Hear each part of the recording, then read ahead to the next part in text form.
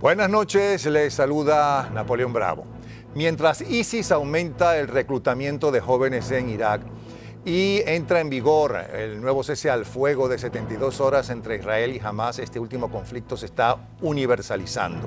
Por un lado son las manifestaciones antisemitas en Europa y en Venezuela, entre otros países latinoamericanos, y por otro lado las consecuencias de toda esta persecución tiene problemas y ha causado aparentemente el primer muerto en Miami, en nuestro propio patio.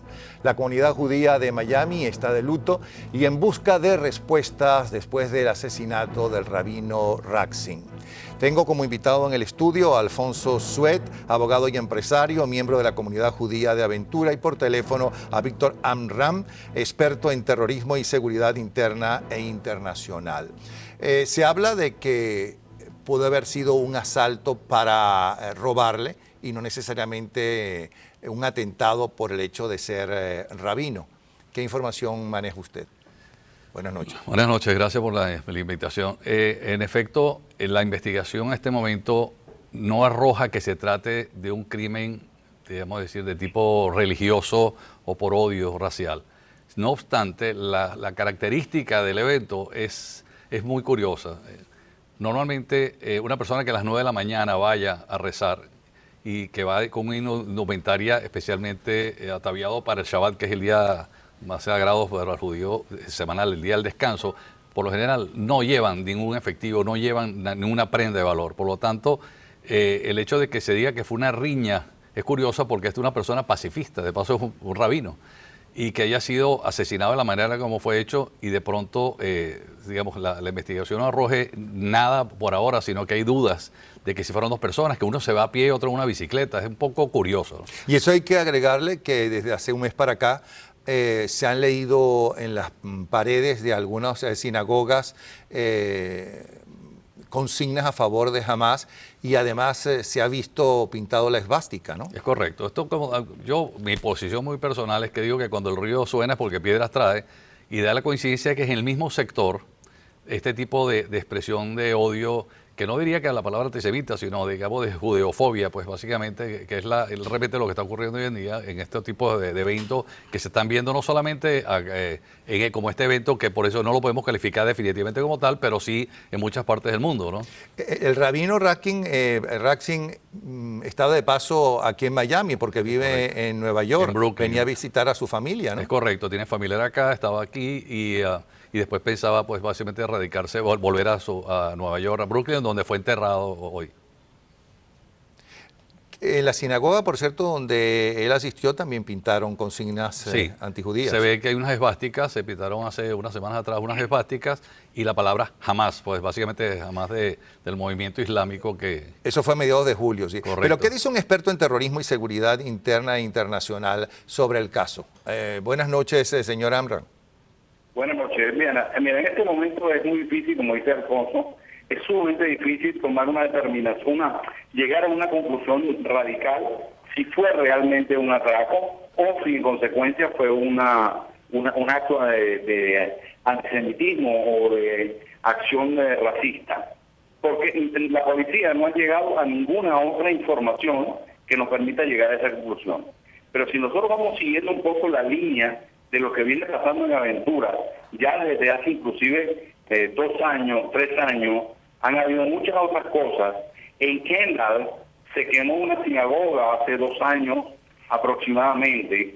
En la Universidad de Atlantic, de acá de Boca Ratón, persiguieron a los estudiantes judíos y les pintaron esvásticas y viva Hamas en las puertas de su residencia en la universidad. Entonces nosotros observamos de que ya no es solamente que son hechos aislados, o sea, no me gusta un judío y yo tomo una determinación de decirle un par de cosas. No, hay un proceso, ha venido viviendo un proceso, vamos a decir, progresivo, ordenado, organizado, en contra de las comunidades judías, especialmente aquí en lo que es Florida, lo cual no significa que en otras partes de los Estados Unidos también de alguna manera no haya venido ocurriendo, y como está pasando en muchísimas partes del mundo. Por casualidad, yo me encuentro en la ciudad de Nueva York, asistí esta mañana al entierro del rabino, Y por otra parte, cuando salgo de ahí, me encontré con una manifestación bastante agresiva de palestinos. Ahora Entonces, bien, este odio de muchísima gente en el mundo entero hacia los judíos no es nada nuevo. Por cierto, hay un excelente reportaje de uno de los más importantes y brillantes intelectuales latinoamericanos, como es Carlos Alberto Montaner, que lleva por título Israel o la lucha contra la infamia. Muchos de ustedes se preguntarán por qué ese odio a los judíos, ese rechazo a los judíos, especialmente en Europa. Bueno, y evidentemente buena parte de los musulmanes, pero esos son ya problemas religiosos y de extremismo. Pero todo tiene su origen hace muchos siglos atrás, ¿no? Porque Sí, claro. nos han metido en la cabeza durante siglos y siglos que el judío es malo, ¿no? A los católicos, primero que fueron los judíos los que mataron a Cristo, cuando es mentira, en todo caso fueron los romanos quienes mataron a Cristo, porque Cristo siempre fue judío toda su vida y jamás rechazó ser judío. Pero ¿cómo empieza la historia? Le pregunto a Sued. Mira, básicamente el tema empieza con un contenido religioso. Si vamos al tema, recuerda que hay un cisma en la religión judía, básicamente cuando está lo que es Judea, pues está conquistado por Roma, muere el emperador, hay una atomización del imperio y viene pues en esa misma época, viene el tema de este cisma, pues donde los judíos que estaban sometidos, digamos, en su propia tierra por los romanos, llega un momento que sale Cristo y viene diciendo como el Hijo de Dios y como el Mesías. Pues como la creencia de nuestra religión es que hay un Mesías Salvador y el símil que hacían es parecido a lo que fue Moisés en una época que lo sacó de Egipto.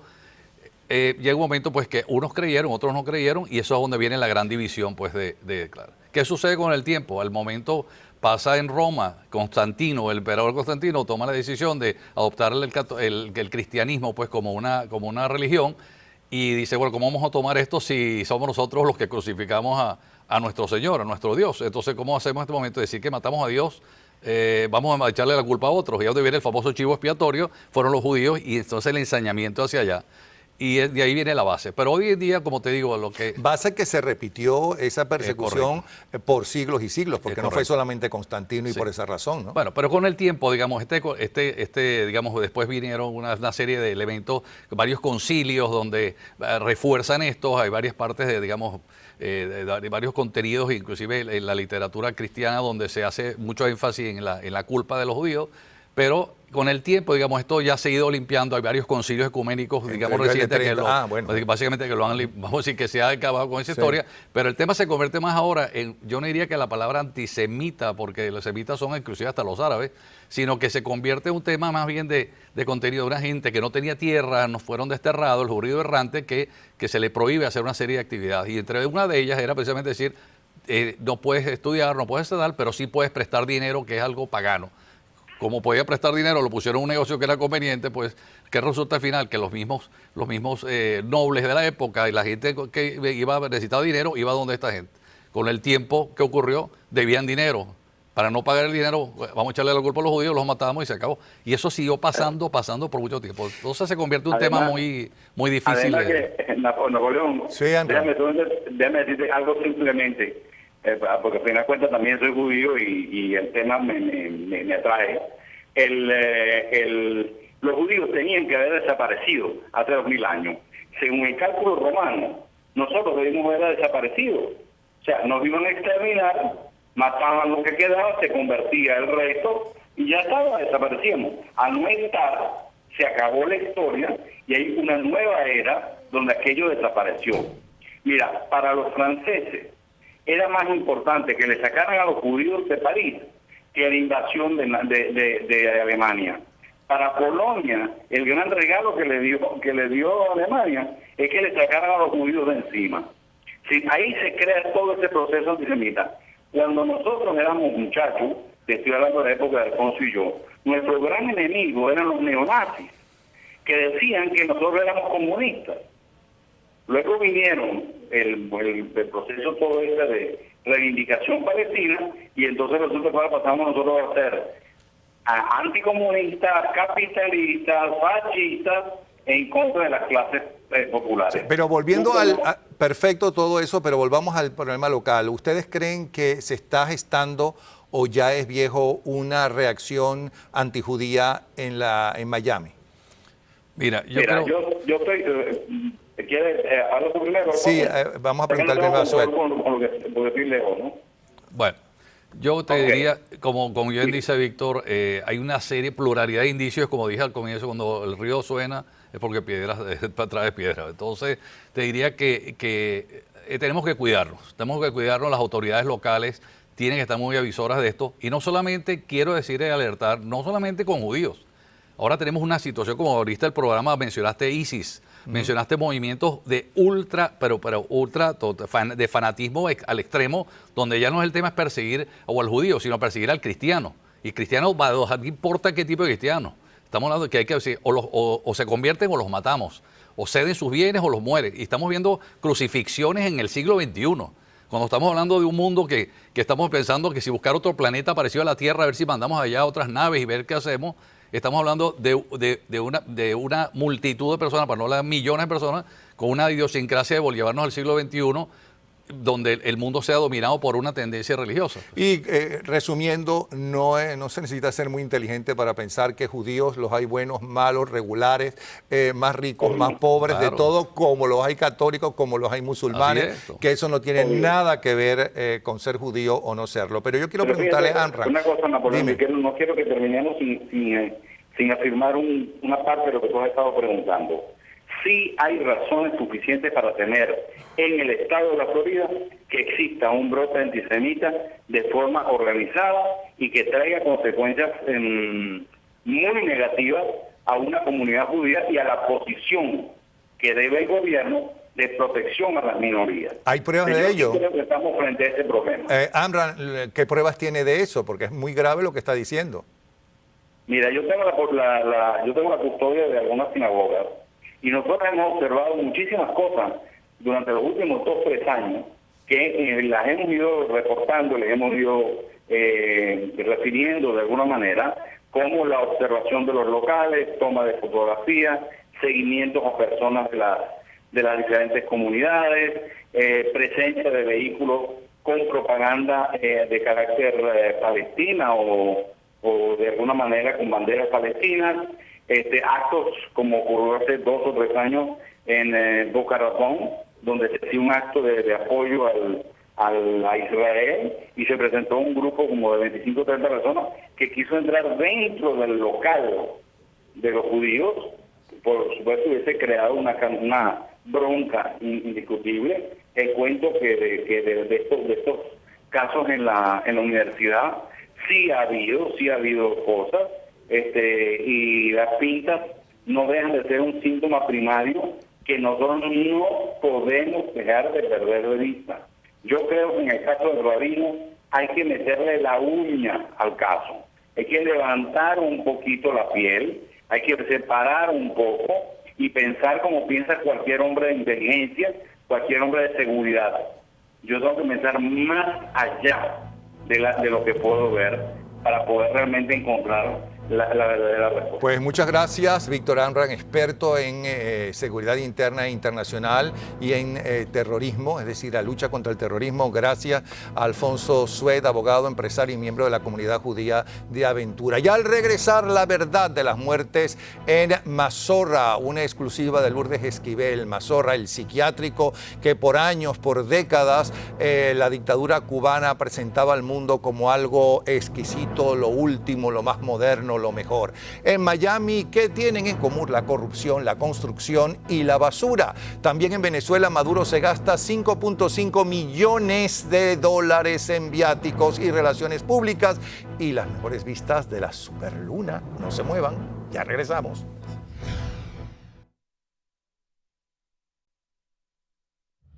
El Hospital Psiquiátrico de La Habana pasará 15 años en prisión. Es la pena máxima que el Tribunal Provincial ha impuesto a los 14 sancionados, responsables de la muerte por frío y desnutrición de 26 pacientes hace un año. Entre los condenados están varios vicedirectores del centro y responsables del Departamento de Cocina y Almacén. A 12 de ellos les imponen penas de cárcel de entre 5 y 14 años por abandono de incapacitados y desvalidos y por malversación. Pues bien, la muerte de más de 30 pacientes por hambre y frío, 30 pacientes, más de 30 en el Hospital Psiquiátrico de La Mazorra en Cuba, fue denunciada por Lourdes Esquivel, dama de blanco y presidenta del movimiento Cambio por una República en Cuba, que tenemos como invitada, y a su lado está Jesús Alexis Gómez, vocero del movimiento en el exterior. Una de las visitas que yo hice a Cuba para entrevistar, entre otros, a quien denunció los misiles soviéticos, y por último entrevisté a Fidel Castro y le pregunté hasta cuándo él justificaba su dictadura, y no pude salir de Cuba, sino gracias al embajador de Cuba en Venezuela en aquella época, Norberto Hernández, que me acompañó y se metió conmigo al avión. En aquella época nos mostraban este hospital psiquiátrico como una maravilla, como un gran progreso. Por cierto, yo siempre desconfiado me acerqué a un chorro de agua, a ver si había agua, y no había ni agua, y en la cocina no había más que jamón. Pero se veía limpio, se veía ordenado, y ellos lo mostraban como un ejemplo para el mundo, y veo que ha cambiado mucho, por lo menos. ¿Qué dice usted? Sí. Ese día, un viernes, las muchachas de movimientos de nosotros que viven en Calabazán me dijeron que habían hecho una reunión para recoger a todos los que dormían en las calles porque iba a entrar un frío muy fuerte. Y al amanecer el sábado, ya en las noticias decían que había bajado la temperatura a 9, y cosa que no fue cierto.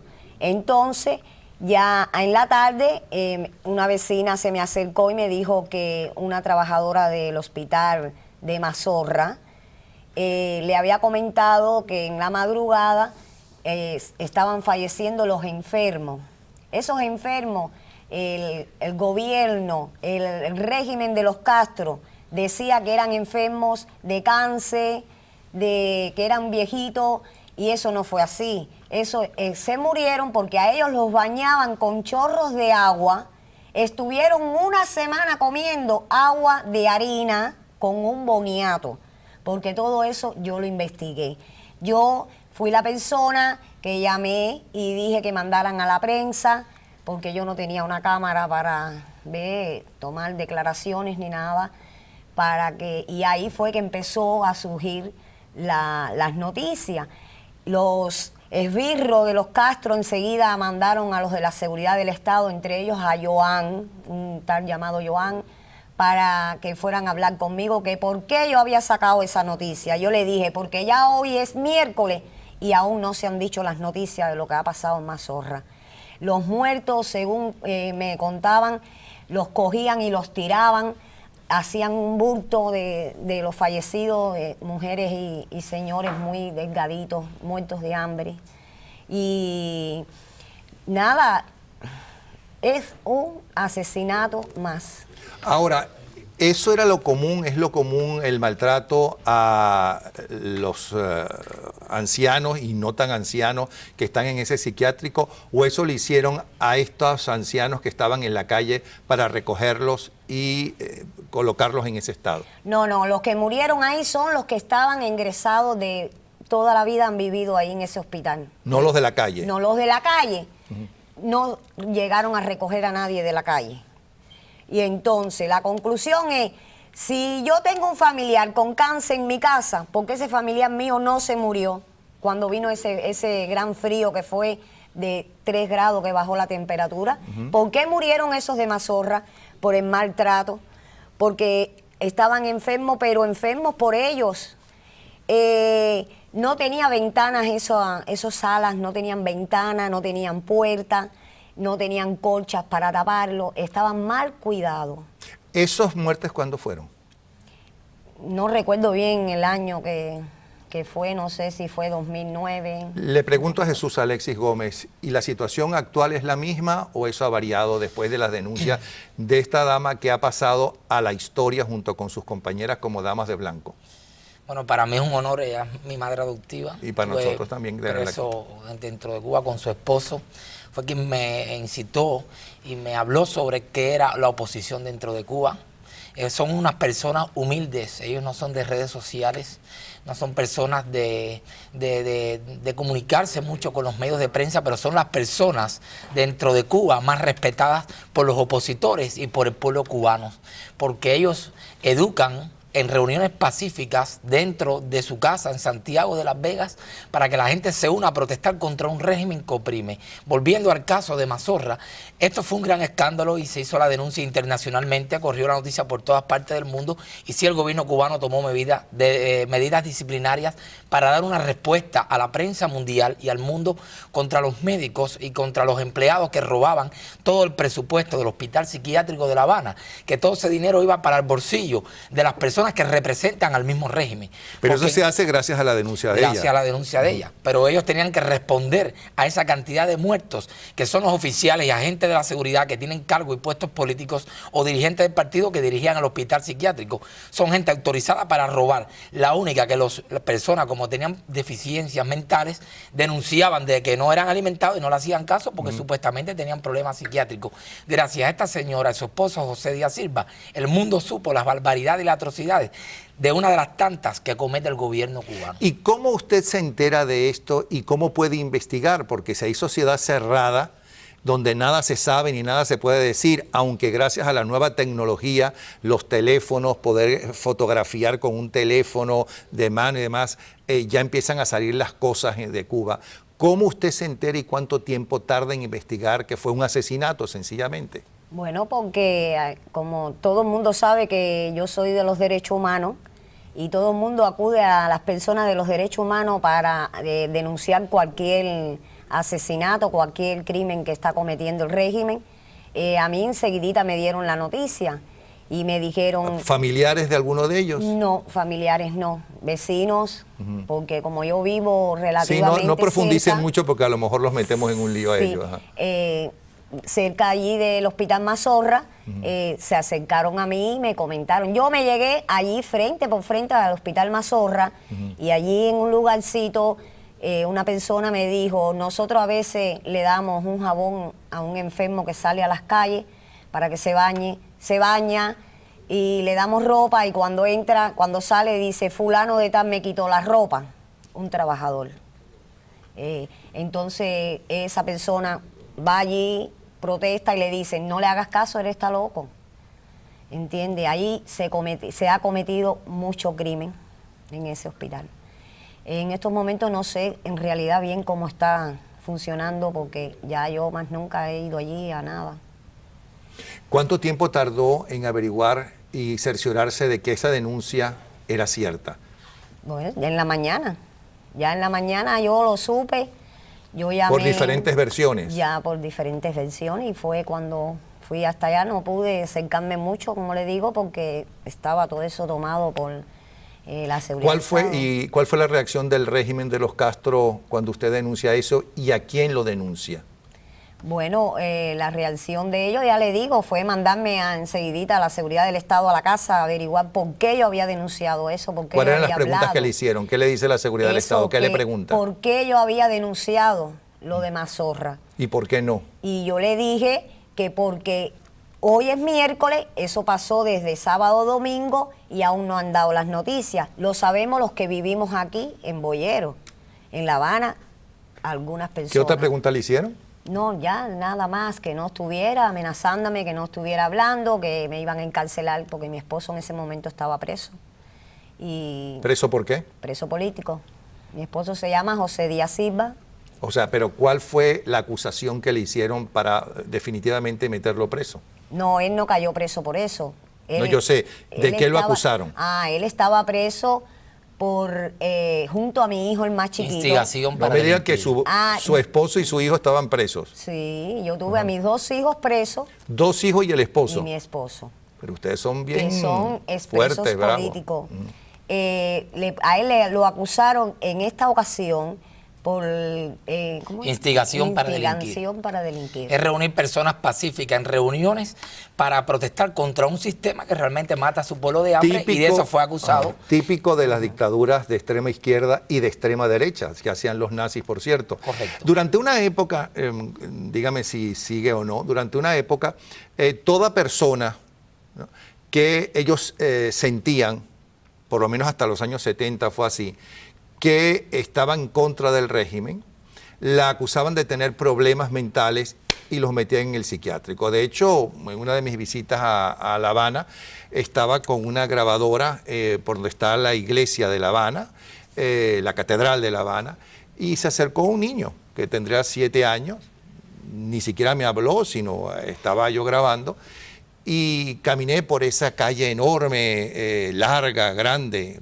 enorme porque era muy larga, y como a las 10 o 12 manzanas o cuadras, no sé cómo se dice en Cuba, veo que viene una señora corriendo y le dijo, ¿qué le dijo mi hijo? ¿Qué le dijo mi hijo? Bórrelo, bórrelo, que él tiene problemas psiquiátricos, con temor. ¿Sigue siendo esa una excusa del régimen de los Castro para meter en el psiquiátrico a algunos de los opositores?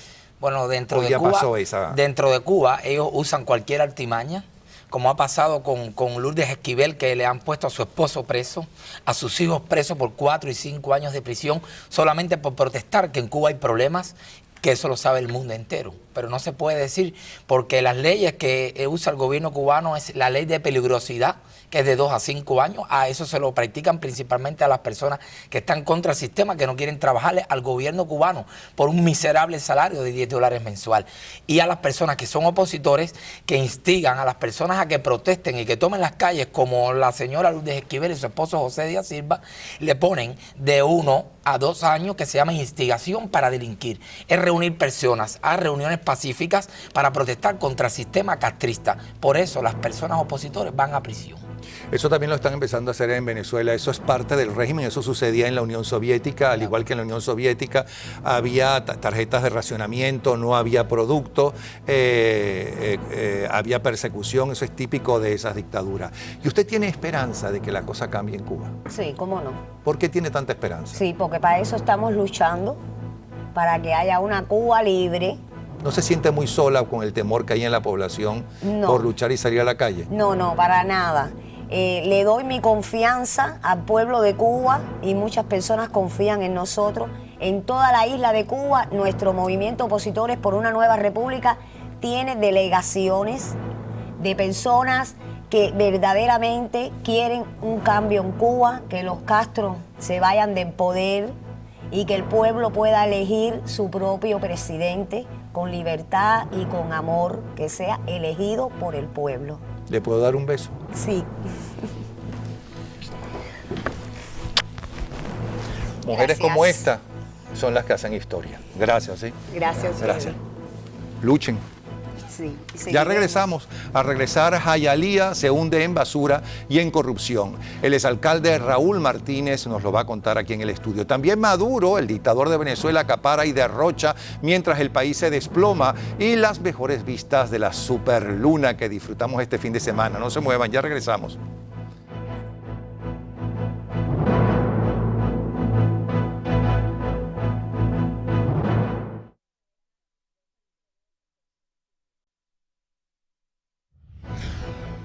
La corrupción, la construcción y la basura, privatizar la recolección de basura son temas que preocupan hoy a los residentes de Miami-Dade, especialmente a los que viven en Jayalía. Tenemos con nosotros al exalcalde de la ciudad, Raúl Martínez. ¿Es difícil ser alcalde en Jayalía? ¿Mucho problema? Sí, una ciudad, y sobre todo en el tiempo que yo estuve, era una ciudad que estaba creciendo y tenía muchas dificultades, pero cuando nos fuimos la dejamos con un superávit de dinero y muchas calles terminadas. Era más fácil gobernar que al principio. ¿Y qué quiénes son más difíciles? ¿Los compañeros de ustedes dentro de la alcaldía o los ciudadanos y sus quejas? No, primero, entre los compañeros siempre viene la cuestión que te tiene que estar preocupado, ¿no? por las puñaladas que te dan políticamente, y eso lo sabe todo el mundo en la política, que así funciona, pero los residentes había que darle servicio. Y el alcalde de Jayalía es un alcalde administrador. ¿De qué se arrepiente de los años que estuvo al frente de la alcaldía? De haberme confiado de muchas personas que estaban alrededor mía que no debía haberlo hecho. ¿Y esas personas por qué estaban metidas allí? ¿Por el poder, por el dinero? Política, que se metían, unos que estaban esperando que le tocaba a ellos y otros que estaban... ¿Qué es lo peor de la política hoy en día? La mentira. ¿Hay mucha mentira? Total y absoluto. ¿Mucho engaño? Total y absoluto. Muchas promesas falsas. Bueno, que lo miren los votantes. Veamos entonces la corrupción. Uno de los temas es lo de las boletas ausentes y ya empezarán la votación para las autoridades locales y para la gobernación, para ser gobernadores. ¿Eso todavía existe después de las medidas que se tomaron y las leyes que se impusieron? Sí, como no, y va a seguir siempre por la simple razón que eso ya se ha convertido en una cosa de que el votante mismo llama a estas personas. Pero no las llamen para que ayuden. las estafen, los llaman para que los ayuden los viejos, Bueno, los ancianos. pero cuando tú ves que dicen, no, me trajeron una bolsita de comida y entonces me trajeron esto y me arreglaron el carro, te están comprando el carro, te están comprando el voto y el voto no se debe de vender. Cuando tú das algo en cambio de un voto, es igualito que si le dieran 1.000 pesos, lo que fuera. Eso es ilegal, eso en este país. Nosotros nos fuimos de Cuba, ustedes se han ido a Venezuela, todas estas cosas, para tener un sistema limpio, democrático, donde podamos competir a ver quién está mejor preparado. Hoy en día eso no pasa. Hoy en día el que tenga la maquinaria de las boletas ausentes, que haya trabajado a ese circuito, pues ya arranca casi con el 45% del voto. En cuanto a construcción, es que el arquitecto Rafael Fornés, un arquitecto cubano por cierto, y quien fuera profesor de la Escuela de Arquitectura de la Universidad de Miami, denuncia que están acabando con la belleza de Miami, que Miami es famosa en el mundo entero por sus playas y que esas playas no se ven porque están construyendo edificios hermosísimos, es verdad, muy altos, es verdad. A mí no me gustan los edificios muy altos, pero bueno, pero que tapan la visión y el placer de tener un malecón. La pregunta es por qué ese artículo y esa declaración ahora, después que ya todo eso está cubierto. Ya no queda espacio para mirar hacia la bahía, pero es que eso lleva pasando muchos años y aquí se aplaudía el hacer eso y se le daban facilidades para tapar la bahía. Tú vas a otras ciudades grandes y tú ves que tienen sus malecones, donde la gente puede disfrutarlo, y también las personas que tienen el dinero para disfrutarlo. Pero eso se lleva bloqueando por muchos años, eso no es nada nuevo. Pero si alguien hizo Miami City, que no era nada hasta que llegaron ustedes en los años del 59 para acá, sobre todo en los años 60, y si alguien le dio sabor, y si alguien llegó a tener poder y tiene poder en la ciudad de Miami, y parte de Miami Beach son ustedes. Y ustedes tienen una cosa muy hermosa que todos disfrutaron antes de irse de Cuba, que es el malecón. ¿Cómo es posible que aquí no haya un hermosísimo malecón mejor que el de La Habana, si es que ustedes creen que eso es posible mejor que el de La Habana? Bueno, yo no sé si es posible mejor que el de La Habana, pero eso ya había muchos edificios que estaban ahí, eso no era nada nuevo, porque por ejemplo te hablan de Brickell Avenue, en Brickell Avenue tú no veías nunca la bahía, porque entre Brickell Avenue y la bahía habían unas grandes casas de mucho patio y nunca veía las bahías. Así que eso lleva aquí muchos años que no se veía. No es culpa ni de los cubanos ni de los que están recientemente llegando. Eso estaba ahí ya establecido. Y en cuanto a la preocupación de privatizar la basura, ¿qué hay de malo en privatizar la basura? Al revés, ¿no es mejor que se privatice la basura de forma que pueda haber competencia o eso es malo? Mira, tú no quieres... Hay una pregunta yo lo que quiero es jalar de la lengua para que me digan lo que No, pero piensa. esto es muy simple. Mira, la basura es algo que todos generamos. Uno dice, nosotros necesitamos la policía, y es verdad que necesitamos la policía. Pero si tú no tienes policía, tú te armas y te proteges. Yo me recuerdo cuando nosotros llegamos a Miami, tú tenías un dolor de estómago y no podías llamar al rescate porque no existía. Montaba a la persona en el auto y lo llevaba al Jackson. Hoy tenemos rescate, te salva la vida. La basura, ¿qué tú haces si no te recogen la basura? Entonces lo que está pasando es que están diciéndole al público, vamos a privatizar para ahorrar. Y esa es la falsa más grande que hay de todo lo que están vendiéndole eso. Y yo estaba en gobierno y estaba en la empresa privada. La empresa privada está ahí para ganar dinero. Y el día que ya tú no tengas los camiones de recoger basura y tú no tengas los empleados de recoger basura, y te digan a ti, la basura ahora en vez de costarte $15, te cuesta 30 o te cuesta $40 al mes, tienes que pagarlo porque ¿qué tú haces con la basura? Pero la gente está conforme con la recolección de basura. Que lo lleven a un referéndum. En la ciudad de Hialeah, que hemos tenido siempre una de las mejores recogidas de basura, y le voy a explicar por qué. Por $17 al mes le recogen 2 veces el desperdicio de la cocina, una vez al mes, antiguamente eran 2 veces al mes, se le recogen todo lo que sea la basura grande, y ahora le están recogiendo el reciclaje. Si los gobernantes que están en este momento creen que el pueblo quiere eso, que pongan un referéndum, sí o no. Pero eso no es monopolio. ¿Monopolio de cuál? ¿El gobierno? ¿La policía es monopolio? Los Pero bomberos, la Policía de monopolio, Seguridad. los inspectores. Pero en muchísimas ciudades del mundo, Pero, ¿y yo no por qué estoy no? defendiendo ningún caso, le estoy sacando... No, porque es que todo el mundo me habla a mí de la privatización, perdón, mi amigo. Ajá. Todo el mundo habla de privatizar y cada vez que privatizan algo, lo destruyen y después no hay forma de regresar para atrás. La culpa de los problemas que tenemos hoy no lo tienen los gremios, lo tienen los políticos que le dieron a los gremios por el apoyo, le dieron dinero para que los apoyaran. Y el público es el que está pagando. Ahora dicen, los gremios son malos. ¿Y de qué se queja la gente entonces en la recolección de basura que Ninguno. está hablando de la privatización? En Jayalía como una nunca se han solución? quejado. En Jayalía nunca se han quejado. Se quejan del agua que tiene peste. Se quejan del agua que no tiene presión. ¿Todavía hoy en el Nuevo Herald se estaban quejando?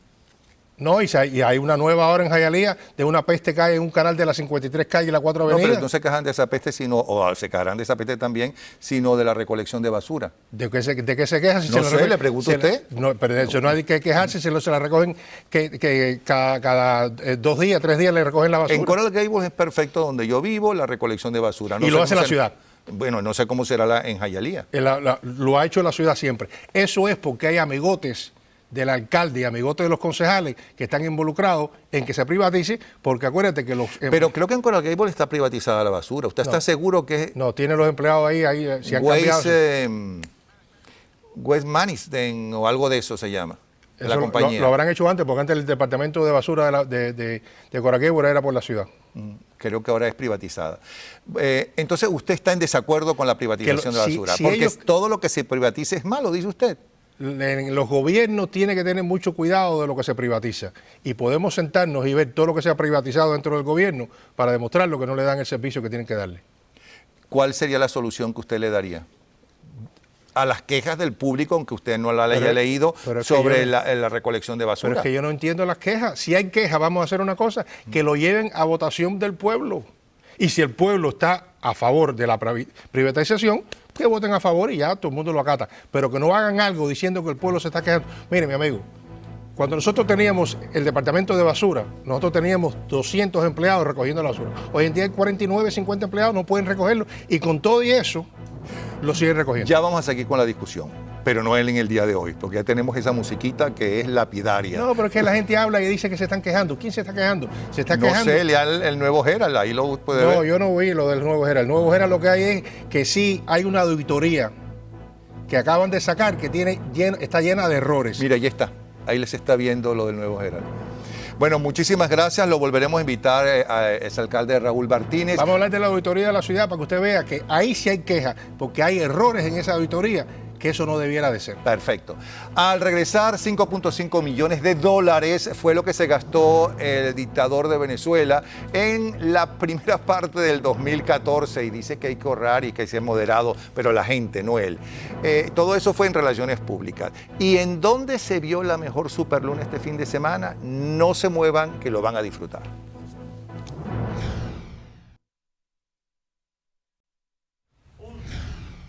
Así anda el quinto país petrolero del mundo, Venezuela. 1 de cada 10 ciudadanos busca salir del país por la situación y la crisis y la inseguridad.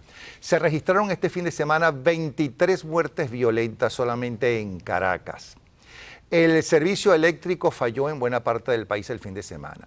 La Mesa de la Unidad y Capriles insisten en que la salida no es estar en la calle, sino votar por ellos en las siguientes elecciones. Al mismo tiempo, el dictador se gasta 5.5 millones de dólares en relaciones sociales, viáticos y seguridad personal, cuando ni siquiera hay harina para hacer la arepa, que es el pan del pueblo venezolano, y menos medicinas. Tengo aquí a una de las periodistas más combativas, temidas, porque sabe investigar y no tiene miedo en escribir las conclusiones que llegan, que es Ibellice Pacheco, que además ha hecho trabajos y ha publicado trabajos bien interesantes. El que es ahora noticia porque está a punto de salir justamente como serie de televisión es el libro novela, pero basado en la realidad, Sangre en el Diván. Bienvenida. Gracias, Napoleón, encantada de estar aquí. Bueno, el hecho de Sangre en el Diván demuestra la podredumbre o la crisis moral y ética de la ese país sociedad venezolana. antes de que llegue a este dictador. A nosotros nos pasó igual que a los cubanos, igual que a los alemanes. Creíamos salir de Guatemala y salimos a Guatepeor. Los alemanes con Hitler, los cubanos con Fidel Castro y nosotros con Chávez. Explícale quién es el protagonista de Sangre en el Diván. Bueno, ¿Qué fue brevemente, sobre todo en la sociedad venezolana y cómo fue aplaudido? Edmundo Chirino fue rector de la universidad más importante del país, la Universidad Central de Venezuela. Fue Y una de las más importantes de América Latina. Claro, sin duda, pero además fue psiquiatra, porque su oficio era psiquiatra. Yo no digo que era su oficio, sino era su coartada para cometer fechorías. Y presidente del colegio. No llegó a ser presidente del gremio, pero llegó a ser, creo que es más relevante, el psiquiatra de los presidentes más importantes, o por lo menos en su entorno más importante, incluido Hugo Chávez y su esposa, quien era su esposa, Marisabel Rodríguez de Chávez. Además fue candidato electoral por el Partido Comunista. Es correcto, candidato a la presidencia de la República. ¿Y qué hizo? Y un connotado personaje que no hizo más que conocer las miserias a través de la psiquiatría de muchos de los políticos venezolanos o de connotados intelectuales y personajes del mundo financiero, a quienes después extorsionaba con la información que había obtenido a través de la psiquiatría. ¿Y qué pasó?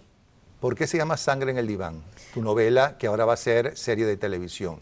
Porque cometió un asesinato, o se le descubrió un asesinato, porque no está descartado que hubiese cometido otros previamente. En el 2008, una estudiante de periodismo de 19 años, Rosana Vargas, paciente de él, había sido víctima de abuso sexual de su parte y además convertida, devenida en amante, comenzó una investigación interesante a la cual él le tuvo miedo y de la manera más brutal la asesinó. ¿Qué conclusiones uno saca de una sociedad que hizo a ese hombre tan importante? Hay una gran vergüenza, creo que debemos sentir los venezolanos, y creo que amerita de una importante reflexión, porque ¿cómo es posible que durante décadas ese personaje fuese tratado con tanta bondad por toda la sociedad venezolana, que tuviese tanta credibilidad, porque además la herencia que ha dejado son jóvenes adictas, luego de haber sido sus pacientes, utilizó incluso beneficios económicos producto de testamentos que le dejaban otras pacientes? Él hizo lo que le dio la gana durante todo este tiempo, tanto que llegué a dudar que fuese realmente sentenciado por sus cercanías con el mundo, con este régimen chavista, que Chávez llegó a defenderlo en una de sus programas. Hablando del régimen chavista y de otro personaje no muy bien querido en Venezuela y que representa un poco la situación y la crisis ética y moral del país, y una persona que nos ha perseguido tanto a ti como a mí, que se llama José Vicente Rangel. ¿Hay un cierto paralelo? Sí, cómo no, Rangel era del entorno, bueno, imagínate, del entorno de Edmundo Chirino, y hubo circunstancias bastante terribles que tienen que ver con la manera como se fraguó el divorcio entre Marisabel Rodríguez y Hugo Chávez, muy lejano, por supuesto, a la ética, que es parte de lo común. Hay dos cosas por la cual Venezuela está ahora hablando y discutiendo. El alza de la gasolina, por un lado, y la venta de circo, y por otro lado, que la crisis de la gente democrática, la mesa de la unidad, y que Capriles insiste en que la salida no es salir a la calle y conspirar y aplicar el 350, ¿no? Y tener un plan B con los militares, sino, ¿cómo se llama? Sino votar por ellos. Hay en estos momentos en Venezuela, y vienen ocurriendo durante los últimos días, unas protestas muy fuertes. Cualquiera puede imaginar lo que alguna vez fue Sidor y en lo que ahora se ha convertido, que es peor que una chatarra. Los obreros de Sidor, simpatizantes del gobierno, por cierto, con una inclinación pro al régimen, han sido brutalmente reprimidos y están en la calle. Es decir, hoy hay 3 heridos, sí, hubo 3 heridos. Por lo menos hasta el momento. Cuando se viene a decir que por qué en la calle no, Pregunto, ¿por qué en la calle no, si hay una situación muy delicada? Antes de que sigamos... No, es que no vamos a seguir porque tengo nada menos que a Max Álvarez, empresario, Antes de dueño que de pase. 30 bombas de Citgo. Ajá, Antes dime. de que pase, recuerda que viene Demente Criminal, se va a llamar la versión de Sangre del Diván en televisión. Ok. Quisiera preguntarle a Max Álvarez qué opina de la venta de Citgo y qué sabe de la venta de Citgo y en qué le va a afectar al ciudadano de la costa este de este país esa venta de Citgo. ¿Va a desaparecer Citgo? ¿Van a desaparecer las bombas y se va a cambiar a otro tipo de gasolina o otra marca de gasolina? Buenas noches, ¿cómo está usted? Buenas Cuéntenos. noches. Bueno, varias preguntas me ha hecho al mismo momento. Primero, ya han confirmado PDVSA que la Citgo está a la venta.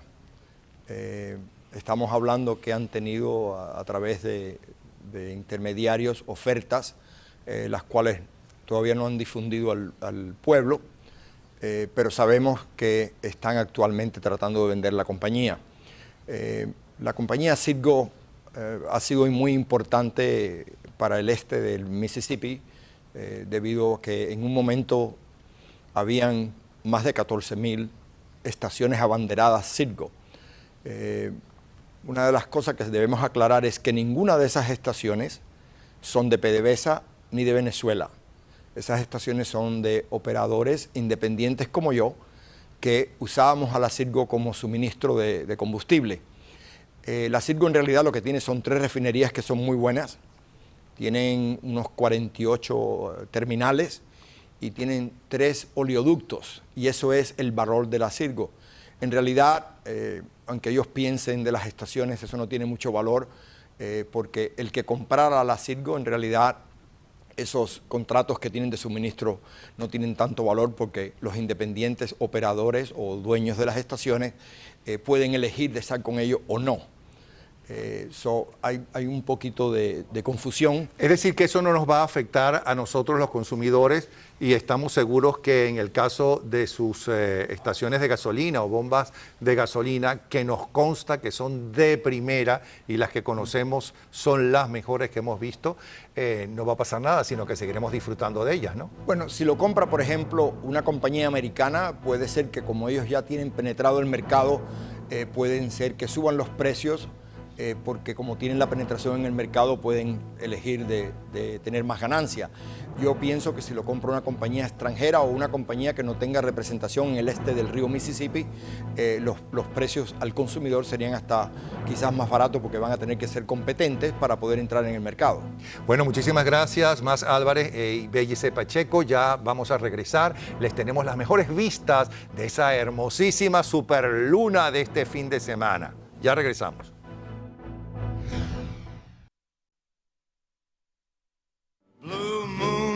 Y para finalizar, algo hermoso, la superluna. Buenas noches, hasta mañana.